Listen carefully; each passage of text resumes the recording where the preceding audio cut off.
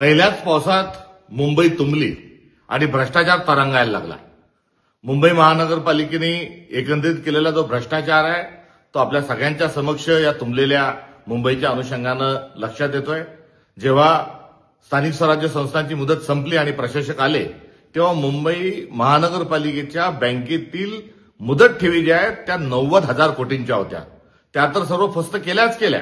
दरम्यानच्या काळात सर्व शासकीय अनुदान फस्त केलं।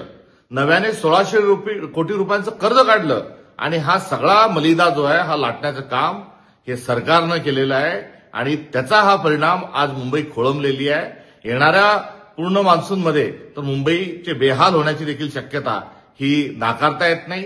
तर दुसरीकडे जे विमानतळ आहेत ते गळायला लागलेली आहेत। तिसरीकडे शेतकरी हवाल दिलाय। जो प्री मान्सूनमध्ये आलेला जो पाऊस होता, वादळ होतं, त्यामुळे शेतपिकांचं नुकसान झालं, फळबागांचं नुकसान झालं, लोकांची घरं उडून गेली।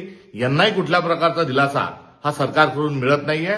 एकंदरीत महाराष्ट्रावर हे आसमानी आणि सुलतानी संकट मोठ्या प्रमाणात आलेलं आहे।